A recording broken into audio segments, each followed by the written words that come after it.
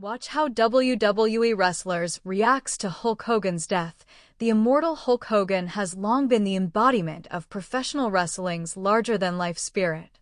But on July 24, 2025, that legendary chapter came to an end when he passed away at the age of 71 following a sudden cardiac arrest at his home in Florida. News of his unexpected passing sent shockwaves throughout the wrestling world. For decades, Hogan stood as the face of WWE, turning Hulkamania into a global movement and redefining what it meant to be a pro wrestler. From headlining the very first WrestleMania to carrying Vince McMahon's vision of sports entertainment to mainstream audiences, Hogan's influence stretched far beyond the ring. The news broke like a thunderclap, abrupt, disorienting, and impossible to believe. On the morning of July 24, 2025, wrestling fans around the world awoke to headlines that felt more like a cruel hoax than reality.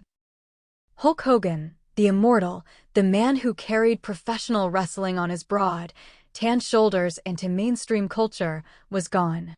At 71 years old, Hogan had passed away suddenly at his home in Clearwater, Florida, the victim of an unexpected cardiac arrest that struck without warning. For a man whose entire career had been built on the imagery of strength, resilience, and unbreakable will, the finality of death felt unthinkable. Within minutes, the story spread from Florida news outlets to every corner of the globe, lighting up social media feeds with tributes, shock, and disbelief. Hulk Hogan was more than a wrestler, he was a cultural phenomenon. He was the towering presence that bridged the carnival roots of pro wrestling and the neon spectacle of 1980s entertainment. For millions of fans, Hogan wasn't just an athlete. He was a symbol of hope, a hero whose larger-than-life charisma convinced you that if you said your prayers and ate your vitamins, you too could rise above any challenge. It's why his passing hit with such force. For decades, Hogan had been an ever-present figure, whether in the ring, in movies, on television, or in the collective memory of those who grew up during Hulkamania's reign. And now, all at once, he was gone. The first wave of reactions came from those who had known him best, his peers in the wrestling business. WWE Superstars, past and present, began posting their tributes within minutes of the news breaking. Some wrote long, heartfelt statements. Others simply shared a photo of Hogan in his prime, with the caption, "Thank you, brother." But no matter the format, the sentiment was universal. The wrestling world had lost one of its founding pillars. There was an almost palpable sense that something irreplaceable had been taken. It wasn't just that Hogan had been a champion or a star, it was that his presence, both on screen and backstage, had been a constant for generations of wrestlers. For veterans like Ric Flair, the loss was deeply personal. Flair and Hogan had shared both rivalry and friendship across decades, from their days as rival champions in the 1980s to their shared nostalgia runs in the 2000s. Sources close to Flair revealed that he was inconsolable upon hearing the news, retreating into his home and declining calls for hours. Later that evening, he would post a simple tribute. "We didn't just make history, we lived it. Rest easy, Hulkster. I'll miss you forever." The words carried the weight of decades of shared arenas, late-night flights, and battles fought before roaring crowds. Younger stars, who had grown up idolizing Hogan before eventually sharing a locker room with him, expressed their grief in ways that blended personal admiration with the acknowledgement of his mythic status. John Cena, whose own career trajectory had often drawn comparisons to Hogan's, posted an image of Hogan in his red and yellow gear, with the caption, "Without Hulk Hogan, there is no John Cena. Thank you for teaching me what it means to fight for the fans. I'll carry that with me forever." It was a rare moment of unguarded sentiment from a man known for his stoic professionalism. Behind the public tributes, there was a more intimate wave of mourning taking place. WWE sources described an unusually heavy atmosphere at the company's performance center in Orlando, where wrestlers were gathered for training when the news broke. Several talents reportedly broke down mid-session, the clang of weights and the rhythm of drills giving way to an eerie silence. Coaches paused instruction, and many huddled together in small groups, trading stories about the first time they met Hogan or the moment they realized he had inspired them to pursue wrestling in the first place. One veteran trainer recalled a vivid memory from years earlier, when Hogan had surprised a group of developmental wrestlers during a guest appearance. He walked in wearing the bandana and the shades, just like on TV, the trainer remembered. You could see the room light up instantly. Some of these kids had grown up with him as their hero. He talked to each of them, shook their hands, and told them they were the future. That was Hulk. He made you feel like you mattered. In the days before his passing, Hogan had reportedly been in good spirits. Friends say he had been focusing on his health, spending time with his family, and working quietly on a memoir that was meant to be his definitive account of a life lived in the spotlight. That's part of what made the news so devastating. There had been no public indication that the end was near. His sudden death left a hole not only in the wrestling world, but in the lives of those who had shared moments with him, whether under the blinding lights of an arena or in the quieter corners of everyday life. Current WWE talent took to social media in droves to share their grief. Roman Reigns, whose position as the company's top star mirrored Hogan's in many ways, posted, "The business is what it is today because of men like you. I'm honored to have shared the stage with you, even for a moment. Rest easy, brother." Seth Rollins called him the spark that lit the fire for millions of fans, while Becky Lynch referred to him as the reason my brothers and I fell in love with wrestling in the first place. AEW stars, too, weighed in, showing that Hogan's influence transcended company lines. Chris Jericho, who had wrestled Hogan in the early 2000s, shared a backstage photo of the two with the caption, "You taught me how to own the moment." That's a gift I've never forgotten. Sting, another legend who crossed paths with Hogan in WCW, called him one of the greatest storytellers in the history of the business. In wrestling locker rooms across the world, the reaction was the same, a mix of sadness, disbelief, and reflection. For many, Hogan's passing was a reminder of the fragility of even the most enduring legends. He had seemed untouchable, immune to the passage of time. And yet, like all of us, he was human. Television networks responded swiftly. WWE announced that the upcoming episode of Monday Night Raw would be dedicated to Hogan's memory, featuring tribute packages, classic match replays, and interviews with those who knew him best. Fans in attendance were encouraged to wear red and yellow in his honor. Plans were also announced for a video montage to play before every WWE event for the next month, ensuring that Hogan's image and legacy would be front and center. The outpouring of grief wasn't limited to the wrestling industry. Mainstream celebrities, athletes, and politicians all weighed in on social media, sharing their own memories of the man who had, for a time, been one of the most recognizable figures in the world. Dwayne "The Rock" Johnson posted a video message in which he fought back tears while recalling meeting Hogan for the first time as a child. "He looked me in the eye, put that massive hand on my shoulder, and told me I'd do great things one day. I never forgot that," Johnson said. "And when I did make it, he was there to welcome me into the brotherhood." What was most striking in all these tributes was the consistency of the message. Whether it came from a lifelong friend or someone who had only met him once, people spoke of Hogan as someone who made them feel larger than life, if only for a moment. His legacy wasn't just in the championships he won or the records he broke. It was in the personal connections he forged, the way he could turn a handshake into a moment you'd remember for the rest of your life. Even in death, Hulk Hogan was uniting the wrestling world. Long-standing rivalries, both in the ring and in the boardroom, seemed to fade in the shadow of his passing. Vince McMahon, who had built WWE into a global juggernaut in large part on Hogan's shoulders, issued a rare personal statement. "There are no words to capture what Hulk Hogan meant to WWE, to me personally, and to millions of fans. He was the foundation on which this company was built, and his spirit will live on forever in the hearts of everyone he touched." In living rooms, bars, and community centers, fans gathered to watch old Hogan matches, chanting "Hogan, Hogan," as if he could still hear them. Some wore their faded Hulkamania shirts, others draped themselves in the red and yellow boas he made famous. For a brief, bittersweet moment, it felt as though the magic of wrestling's golden era had returned, if only to say goodbye to the man who had defined it, and yet, beneath the celebration of his life, there was the inescapable truth: Hulk Hogan was gone. The man who had once seemed immortal was now a memory, preserved in highlight reels, photographs, and the hearts of those who had been swept up in the phenomenon he created. As the wrestling world prepared to honor him in the days ahead, one thing was certain: there would never be another like him.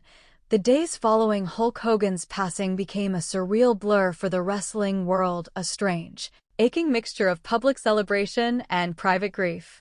WWE headquarters in Stamford transformed into a hub of logistical chaos and emotional exhaustion as staff scrambled to coordinate tribute segments, archival footage, and travel arrangements for the wrestlers and legends who would be part of the memorial programming.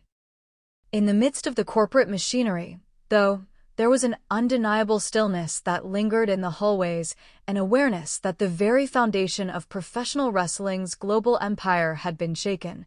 For many wrestlers, the loss felt deeply personal, even if their interactions with Hogan had been brief or scattered across decades. Randy Orton, a third-generation star who had crossed paths with Hogan in the mid-2000s, was said to be quietly reflective. Backstage sources claimed Orton spent much of the week replaying old matches and promos, searching for moments he'd shared with the legend. "There are certain people who define the business for you," Orton told a close friend, according to leaked messages. Hogan was that guy. Whether you loved him or not, you couldn't escape his shadow. Inside the WWE locker room, conversations shifted from the usual chatter about matches and storylines to whispered recollections of Hogan's generosity, his ability to command a room, and the unique electricity he brought to an arena. Younger talents who had only met him during brief cameo appearances admitted they still felt the impact of his presence. "It's hard to explain to people outside the business," one wrestler reportedly said. "When he walked in, you knew you were in the presence of someone who was wrestling." Over in AW, similar sentiments were shared. Tony Khan authorized a special tribute package to air before their next Dynamite broadcast, a rare acknowledgement of a WWE icon. Wrestlers like Bryan Danielson and Samoa Joe, both of whom had encountered Hogan during crossover events, spoke openly about his role in shaping their childhood fascination with wrestling. "I remember being 6 years old, standing on my couch, ripping my shirt just like Hogan did," Danielson said in a Backstage interview. "That moment made me want to do this for the rest of my life." Meanwhile, in Florida, preparations for Hogan's private funeral began. It was to be held at his Clearwater mansion, a location Hogan had often described as his sanctuary. Invitations were limited: family members, a few close friends, and a small group of wrestling legends who had stood by him through both triumphs and controversies. Reports from those involved in planning revealed an intimate, deeply personal ceremony.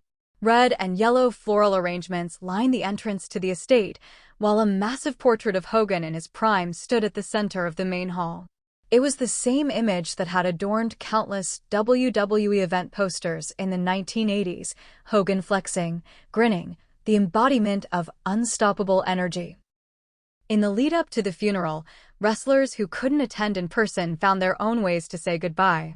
Kevin Owens, currently touring internationally, dedicated his match in Paris to Hogan, raising his arm and pointing to the heavens before hitting his finisher.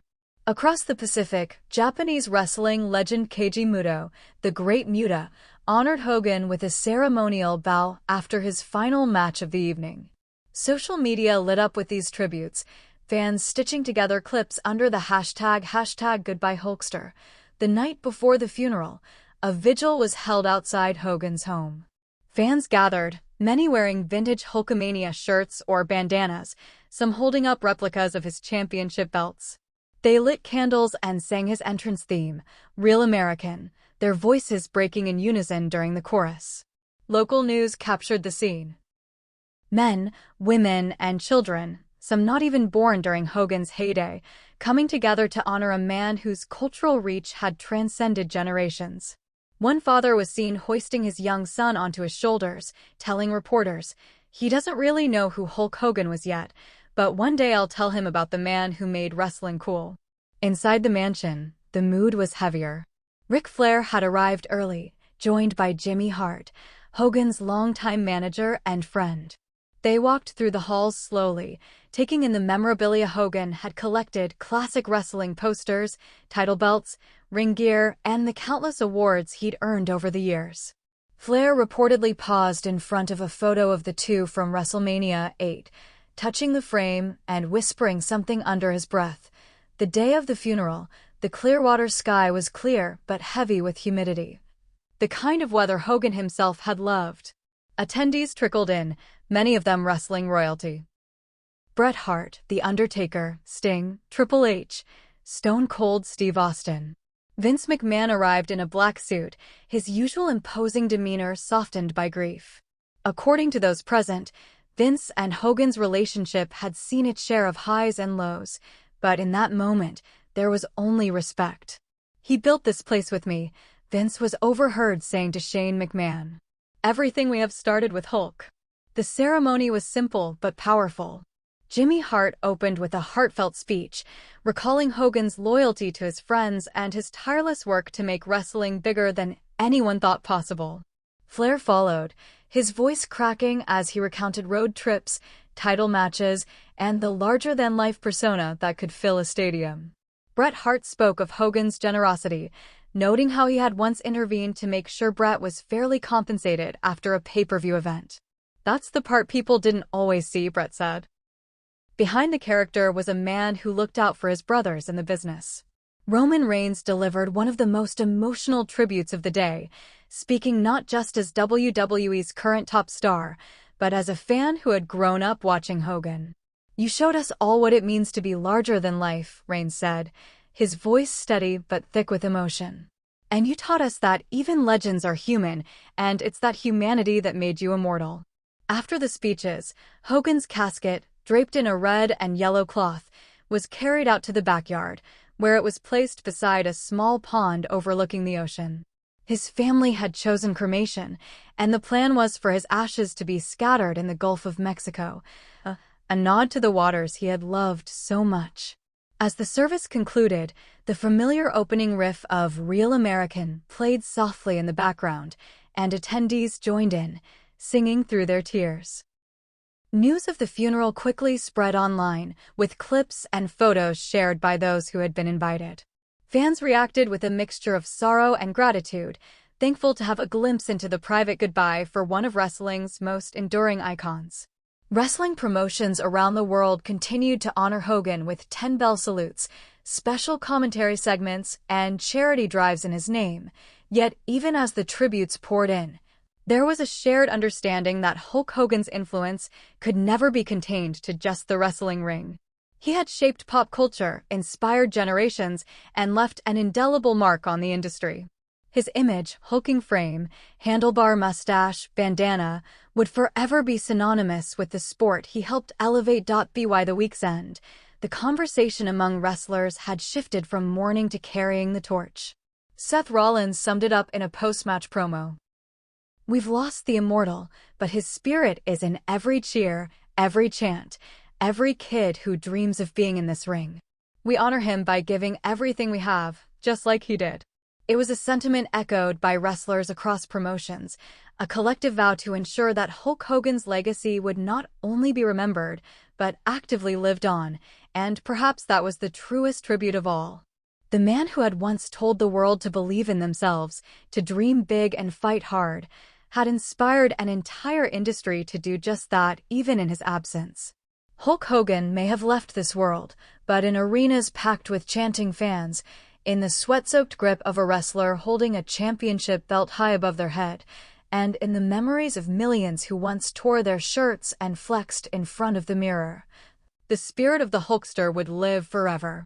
In the days after the funeral, WWE's inner world, usually a fortress of secrecy, began to stir with stories that would have remained buried if not for the magnitude of the loss. Hulk Hogan's death had become a unifying force backstage, breaking down walls that, in some cases, had stood for years. Wrestlers who rarely interacted, separated by rivalries or generational divides, found themselves sitting together in catering or leaning against the loading dock walls, trading stories about the Hulkster. It wasn't just about reminiscing over his greatest matches or his wildest promos. Many of these conversations turned deeply personal.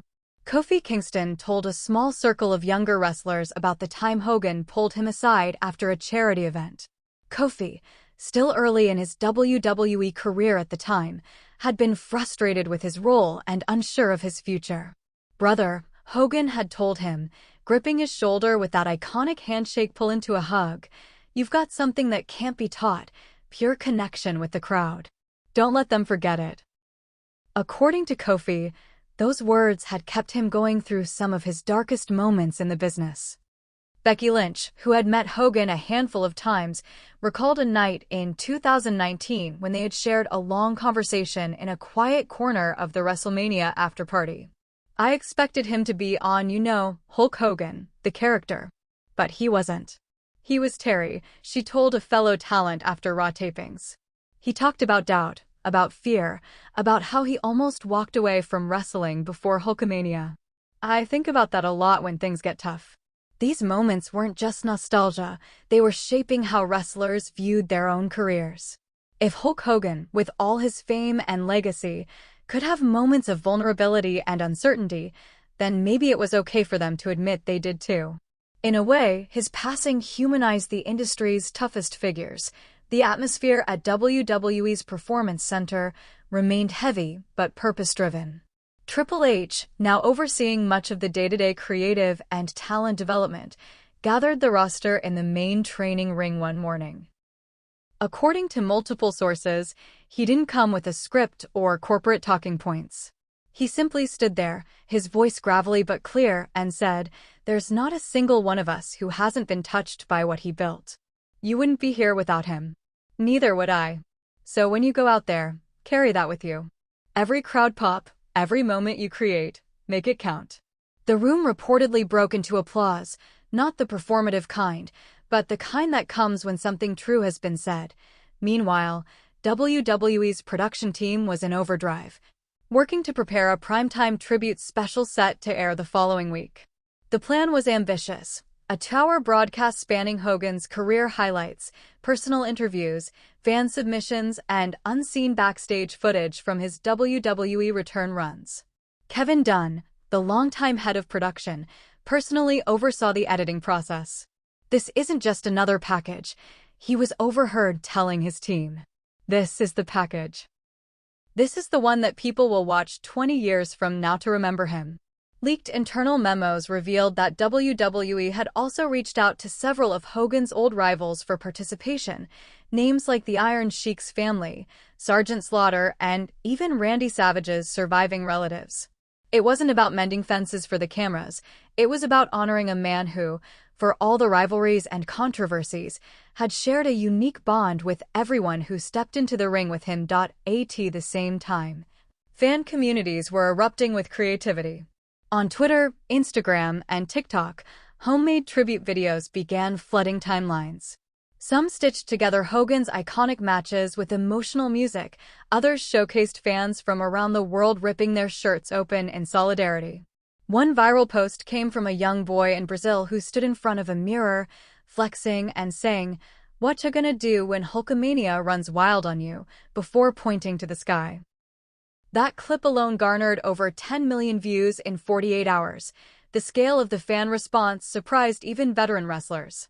Dolph Ziggler tweeted, "I thought I knew how big he was. Seeing the whole world grieve? I realized I didn't have a clue." In the UK, a pub in Manchester played a Hulk Hogan tribute marathon on every screen for 2 days straight, and in Canada, a wrestling school held a Hulkamania Day, where students trained in red and yellow gear, still, away from the cameras. The grief hit hardest in private. One of the more poignant moments came when Paul "Triple H" Levesque and Shawn Michaels visited Hogan's family quietly, without media or PR involvement. Reports say the meeting lasted hours, filled with both tears and laughter. They reminisced about the times Hogan had insisted on going last in autograph lines, making sure every fan left with a smile. "He knew this business was nothing without the people," Michaels reportedly said during the visit. AEW, Impact Wrestling, and NJPW each continued to hold their own tributes. Kenny Omega cut a promo in Japan, speaking directly to the camera. "You changed the way the world sees us. That's not just WWE, that's all of us." And then there were the moments that never made it to TV but spread through whispered stories and quiet phone calls. A young NXT rookie revealed that on the morning after the news broke, he walked into the gym at the Performance Center to find Randy Orton already there, running the ropes in silence. When the rookie asked what he was doing so early, Orton simply said, "I just wanted to feel the ring today." It's what he would have done. The upcoming tribute show was already being billed as one of WWE's most emotional broadcasts in years. Rumors circulated that several retired legends would be making surprise appearances, including The Rock, Stone Cold Steve Austin, and even Brock Lesnar, who rarely appears on programming outside of contractual obligations.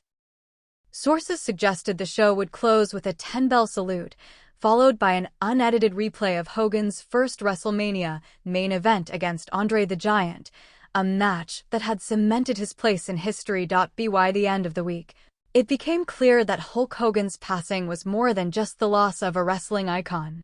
It was a generational checkpoint. It forced wrestlers, fans, and industry leaders to confront the fact that even the brightest stars eventually fade. And yet, in fading, they illuminate the path for those who follow.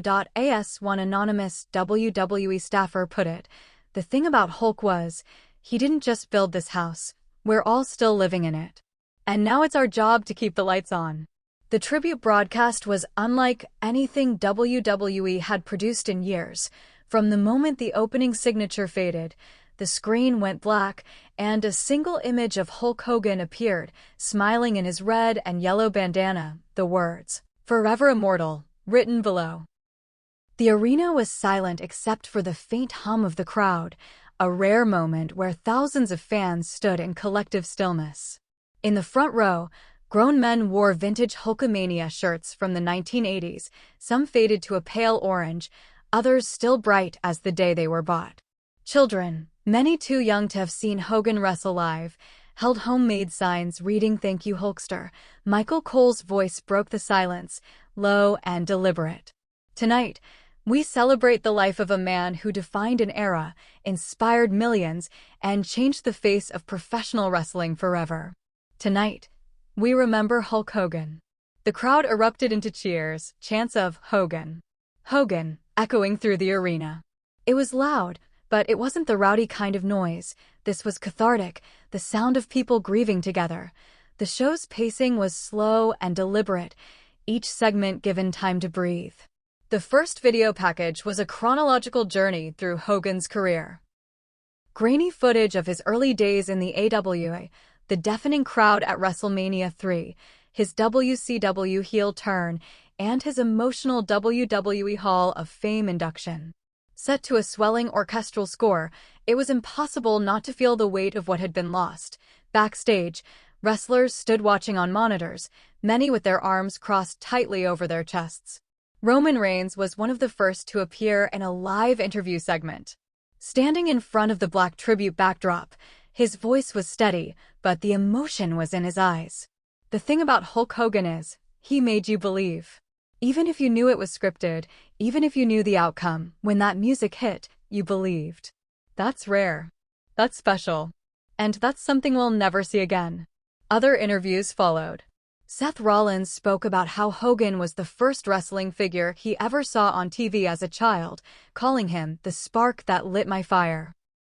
Becky Lynch described the surreal feeling of sharing a locker room with someone whose poster had been on her wall growing up. You see him in real life, and you expect the myth. But the man was even better, she said, her voice cracking slightly. Then came an unexpected moment. Dwayne "The Rock" Johnson appeared live via satellite. Wearing a simple black t-shirt, he looked directly into the camera. "I wouldn't be here if it weren't for Hulk Hogan," he said plainly.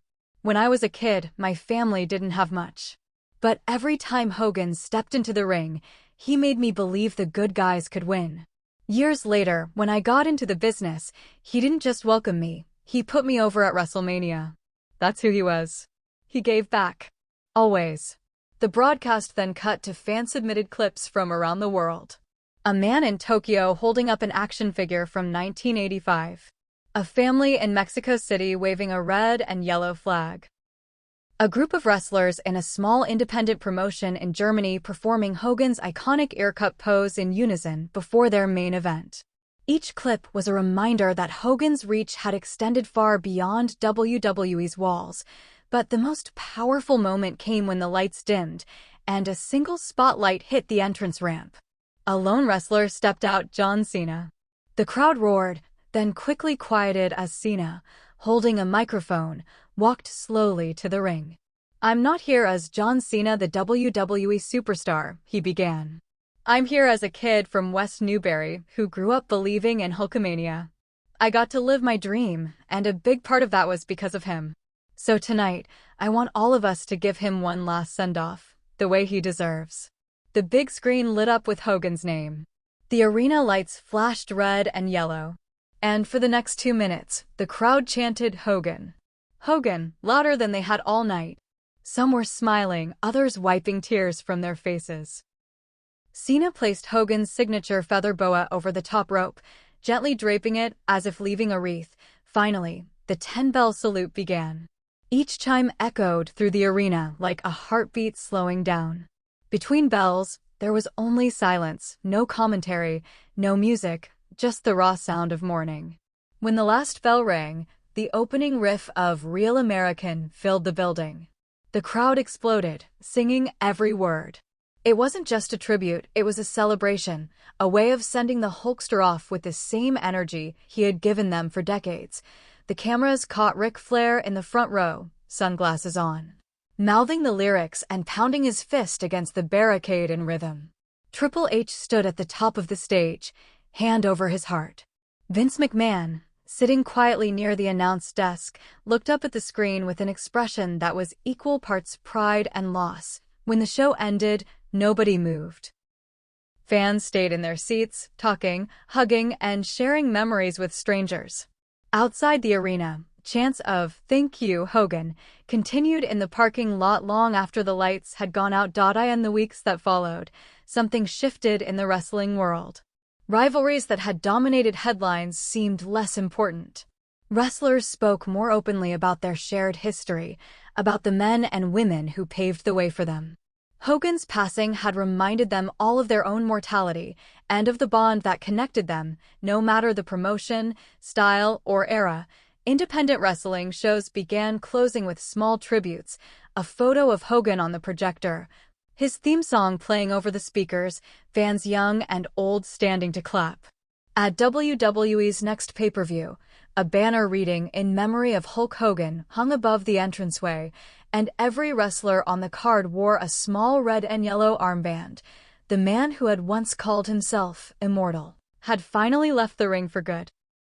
But in the faces of the fans, in the passion of the wrestlers who followed him, and in the echo of those chants that refused to fade, Hulk Hogan's spirit remained.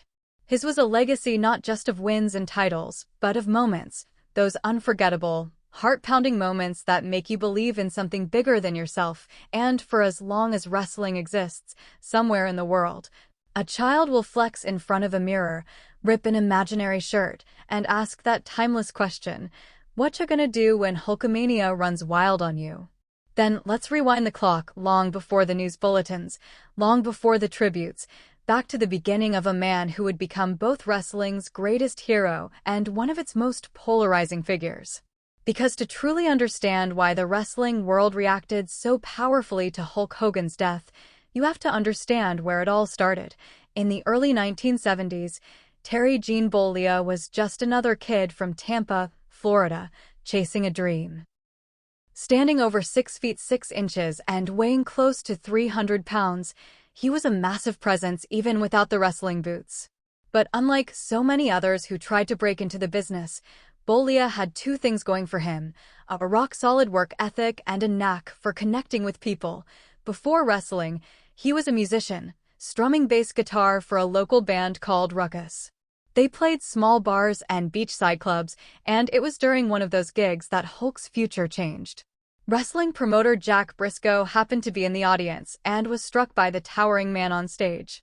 The next day, Briscoe approached him and said something that would alter the course of sports entertainment forever. "Kid, you've got the look. You should be in the ring." Training was brutal. The wrestling world then was far from the glossy spectacle of today. It was a closed, almost secretive fraternity. To be accepted, you had to endure not just physical punishment, but also mental tests designed to weed out the weak. Hogan didn't just survive, he thrived. He debuted under the ring name Terry Boulder in 1977, wrestling in small venues and learning the craft. But it wasn't until a fateful talk show appearance alongside actor Lou Ferrigno, the TV Incredible Hulk, that the name Hulk Hogan was born. When Ferrigno's massive build was compared to his own, Hogan flexed and the host remarked that Hogan was even bigger. The nickname Hulk stuck, and when he joined Vince McMahon Sr.'s World Wrestling Federation, the Hogan surname was added to emphasize his Irish-American appeal.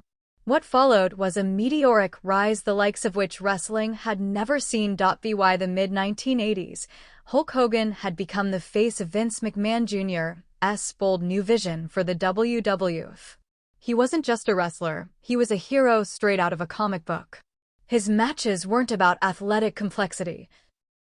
They were about storytelling, about building an emotional crescendo until that iconic moment when Hogan would hulk up, shake his head, point a finger at his opponent, and turn the tide. WrestleMania I in 1985 wasn't just an event. It was a gamble.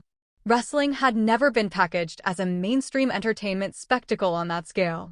But with Hogan in the main event, teaming with Mr. T against Roddy Piper and Paul Orndorff, the show was a success beyond Vince McMahon's wildest dreams.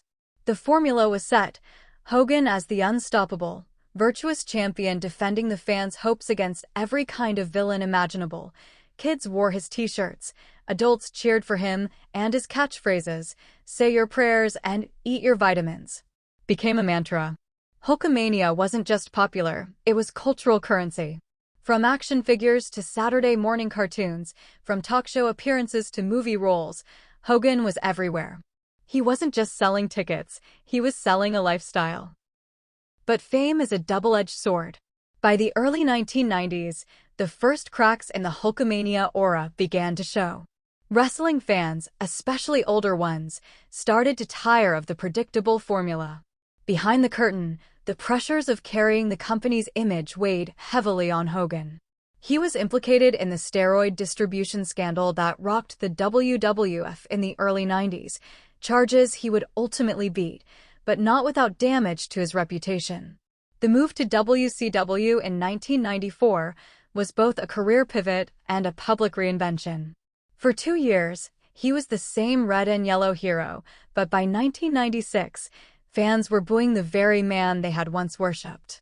Hogan and WCW made a bold decision: turn him heel, align him with Kevin Nash and Scott Hall, and create the New World Order. The NWO Hogan was the polar opposite of the clean-cut hero. Dressed in black and white, calling fans brother with a sneer instead of a smile, he reinvented himself and, in the process, sparked one of the hottest periods in wrestling history. Even in this villainous role, Hogan's impact was unmatched. Crowds still reacted, whether booing or cheering, because Hogan understood the art of emotional investment. He knew how to make people care. By the 2000s, Hogan's in-ring career had slowed, but his influence hadn't. He returned to WWE for nostalgia runs, most famously at WrestleMania X8 in 2002, where he faced The Rock in a match that was less about athleticism and more about pure electricity. That night, in Toronto's Skydome, the crowd turned on a dime, cheering Hogan even though he entered as the villain. It was living proof that his connection to the audience was eternal. Outside the ring, life brought challenges: divorce, legal battles, health scares, but Hogan's public image as the Immortal endured.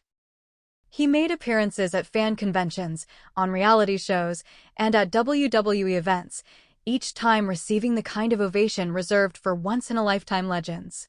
Friends say Hogan had been in relatively good health in the months before his passing. He was still active, still appearing at wrestling events, still signing autographs for fans who lined up for hours.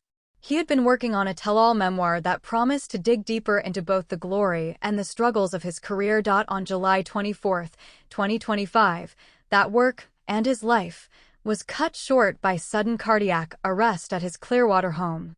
According to sources close to the family, he had spent the evening before with friends, sharing stories on his patio overlooking the water.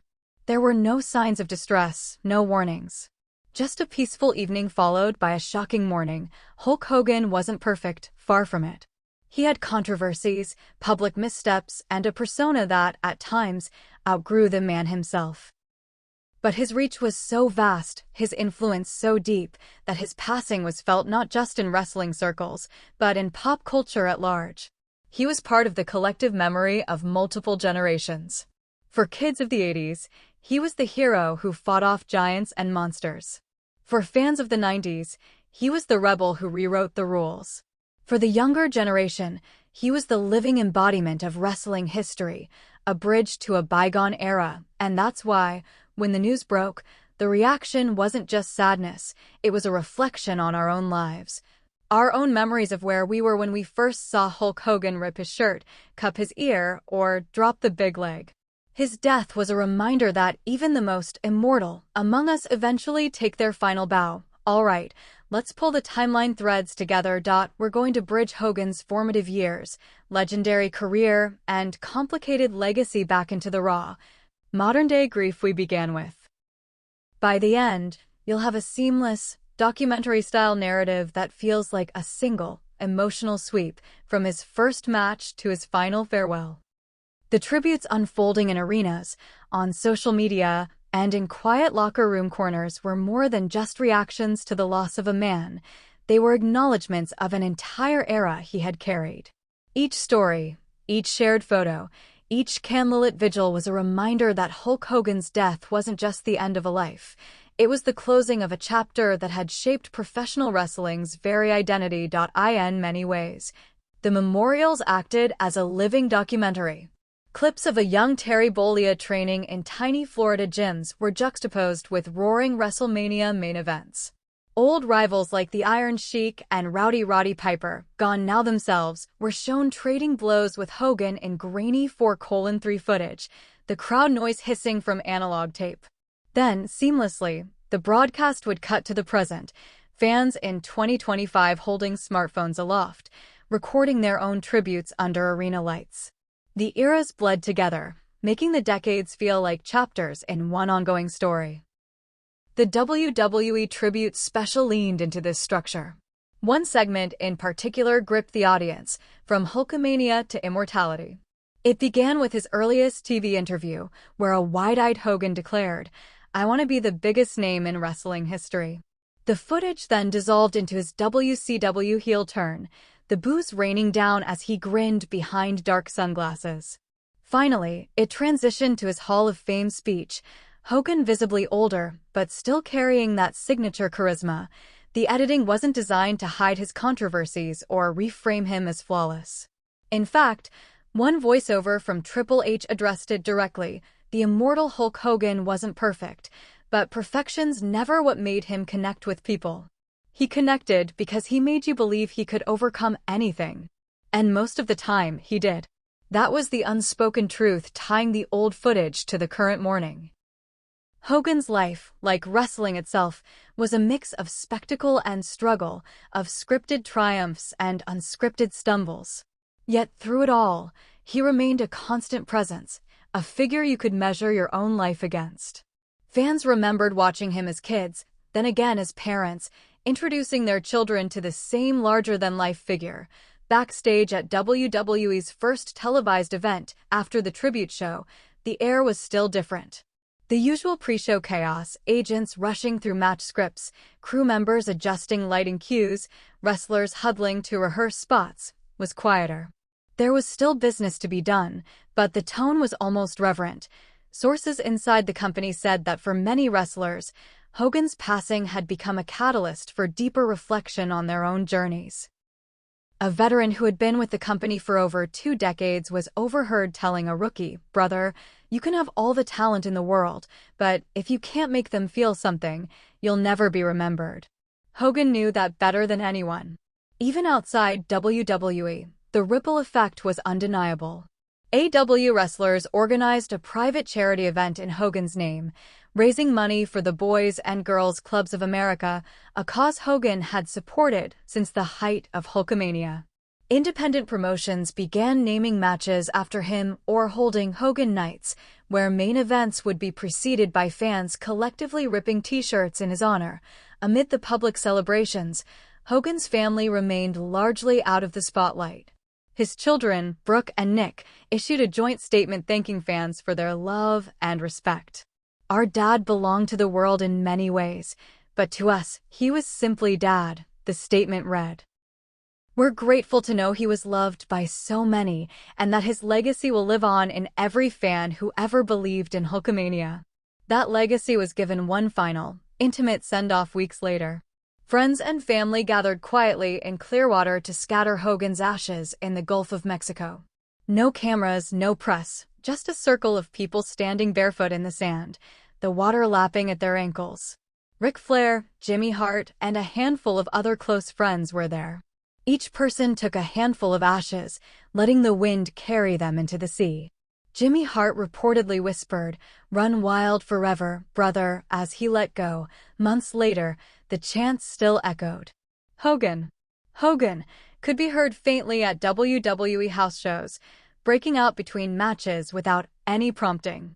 In wrestling schools around the world, trainers invoked his name as shorthand for connecting with the audience. "Remember, Hogan Pop," they'd say when explaining how to build a crowd reaction. Documentaries and podcasts sprang up, dissecting not just his matches, but the psychology of his character work. Analysts broke down how Hogan understood camera angles better than almost anyone, how he could manipulate crowd energy with a single gesture. Younger wrestlers, some born after his prime, studied his promos and entrances like textbooks. Even in pop culture, his shadow lingered. Halloween stores sold out of Hogan costumes months before the holiday. Musicians sampled his iconic "What Ya Gonna Do" line in tracks. A streaming service announced a multi-part dramatized series on his life, promising to explore both the myth and the man. The closing moments of WWE's year-end tribute show painted the most complete picture. It wasn't a replay of a title win or a stare-down with Andre, it was a simple piece of footage from years earlier, recorded at a fan event. Hogan, sitting at a table, signing autographs, was approached by a boy in a wheelchair wearing a Hulkamania shirt. The boy handed Hogan a photo to sign, and Hogan didn't just sign it, he stood, took off his bandana, placed it on the boy's head, and flexed with him for a photo. The boy's smile lit up the frame. The shot froze on that moment, fading into black as the words appeared, "For the fans, forever." And that's what made July 24th, 2025, so much more than a date on the calendar. It was the day the man was gone, but the movement, the feeling, the belief, those stayed. In packed arenas and small-town gyms, in the whispered stories of veterans and the wide-eyed dreams of rookies, in the living rooms of fans who still remember the thrill of seeing him sprint down the aisle for the first time, Hulk Hogan's spirit lives. Immortal not because he claimed it, but because the world decided it, and somewhere, if you listen closely enough, you can almost hear him, larger than life. One last time, "What ya gonna do when Hulkamania runs wild on you?" The months following his death didn't erase him from the headlines. They transformed them. Hogan was no longer the subject of match speculation or nostalgia appearances. Now he was the benchmark against which wrestling moments were measured. Any loud pop in a WWE arena? Fans compared it to the deafening roar of WrestleMania 3. Any heartwarming meet-and-greet clip? They referenced that viral video of Hogan giving his bandana to a child. He had become the gold standard for connection, charisma, and cultural reach. At WWE's annual Hall of Fame ceremony in April 2026, the event opened not with a musical performance or a celebrity host, but with a 10-minute Hogan tribute reel. Legends walked the stage in his colors, and even inductees who had never worked with him made a point to thank him in their speeches. The crowd, dressed in evening wear, still broke into Hogan, Hogan chants, forcing the production crew to let the moment breathe. AEW, Impact Wrestling, and NJPW all held their own tributes in that same week. For the first time in decades, the wrestling industry, often fractured by competition, stood united under one banner, honoring the man who had put wrestling on the map for millions. The phrase "immortal" began to trend globally again, not because Hogan was alive to embrace it, but because the world was making sure it still belonged to him. Perhaps the most lasting piece of his legacy came from his family's decision to create the Hogan Foundation, a nonprofit aimed at helping at-risk youth through sports programs, anti-bullying campaigns, and mentorship initiatives.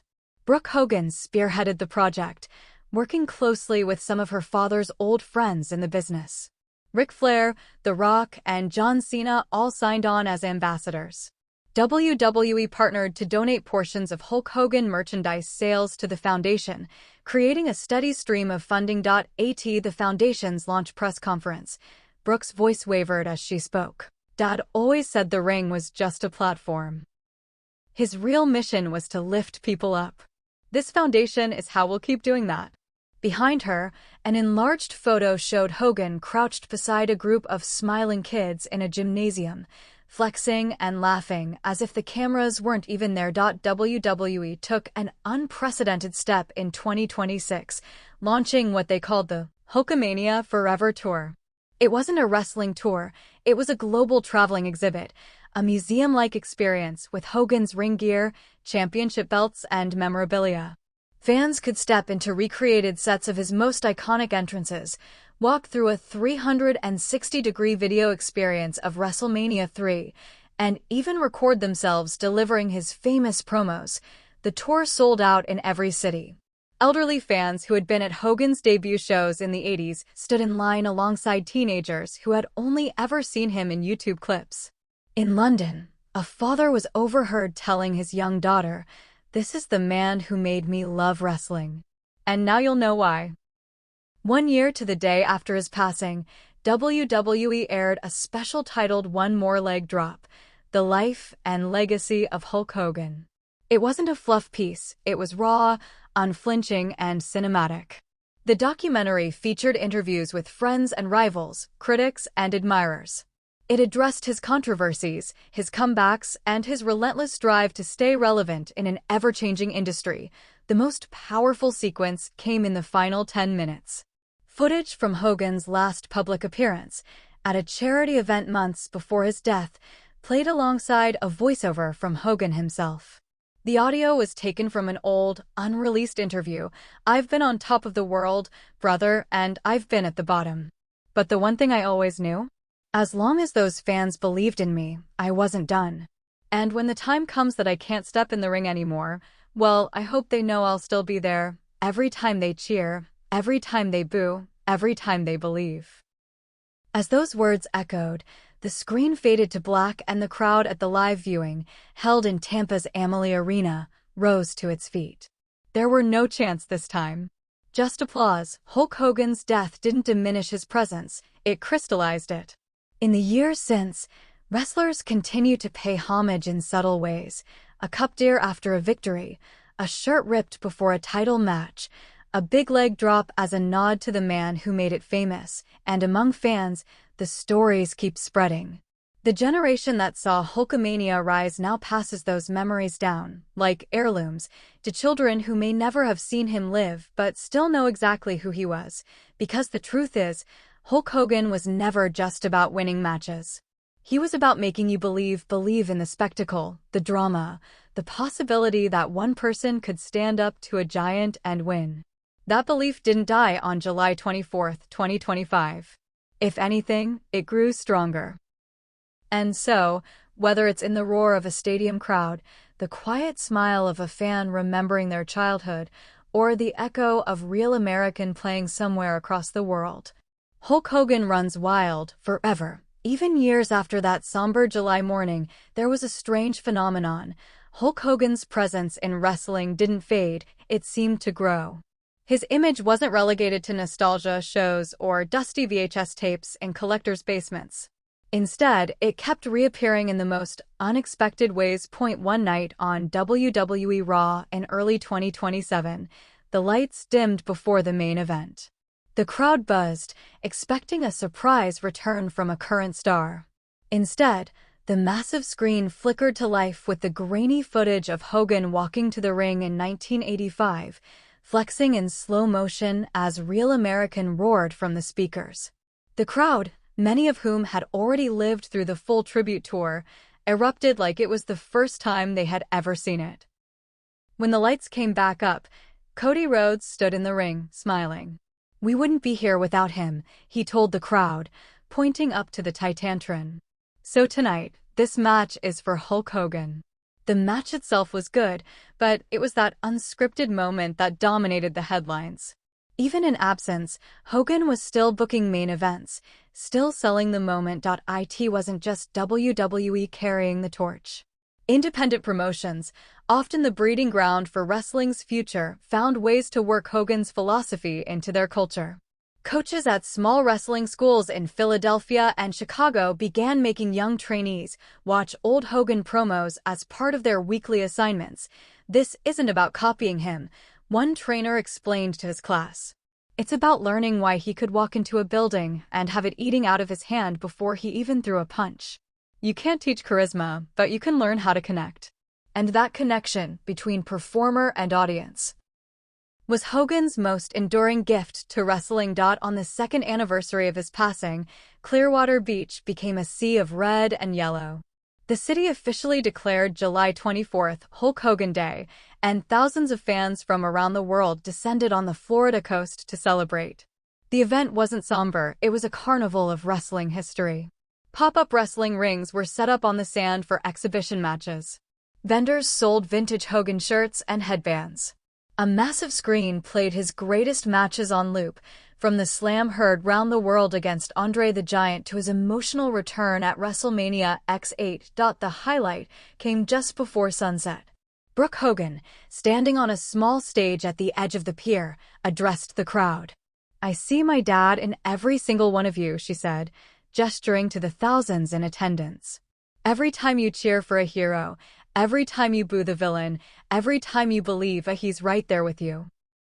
The crowd responded with the loudest Hogan chant Clearwater had ever heard, echoing out over the water as the sky turned orange and gold. Wrestlers who had once been Hogan's peers had begun to fade into retirement, but they carried with them the responsibility to pass on what they'd learned. John Cena, in one of his rare appearances in 2028, cut a promo in the middle of a packed SmackDown that blurred the lines between character and reality. "I've been called the face of this company, the franchise, the standard bearer. But I'm here to tell you, all I ever did was carry a torch that was handed to me by the greatest who ever did it, Hulk Hogan. And now, I'm handing that torch to the next generation. Don't drop it. And don't you dare forget where it came from." It was a moment that gave chills to both the live audience and the millions watching at home. Fans understood. It wasn't just about wrestling's future. It was about ensuring Hogan's ethos of larger-than-life storytelling would live on. By 2029, WWE announced plans to create the Hulk Hogan wing in the company's physical Hall of Fame building, something that had never been done for any other wrestler.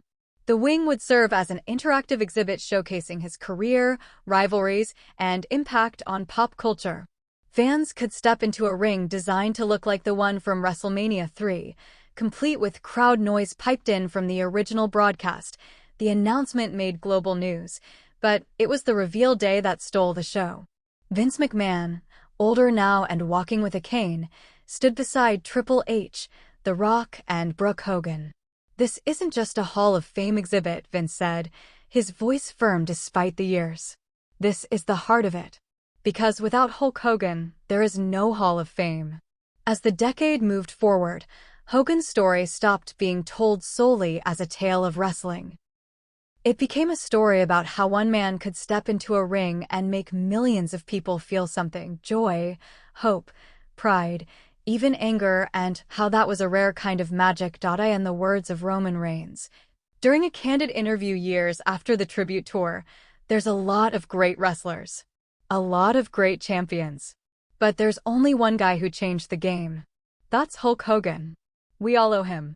And every time we hear that chant, we remember. And so, even decades later, if you find yourself in a wrestling crowd and someone cups their hand to their ear, you'll hear it, the rumble building, the voices joining together, the sound swelling into something that feels alive. Hogan. Hogan. Hogan. Not just a chant. Not just a memory. A heartbeat that wrestling will never lose. That heartbeat didn't just live in the chants. It lived in the quiet places, too, in the silence before a bell rang, in the electric tension of a sold-out crowd waiting for the first move of a main event. It lived in the glances wrestlers gave each other backstage, a kind of unspoken acknowledgement that every entrance they made, every promo they cut, was walking a path Hogan had paved. By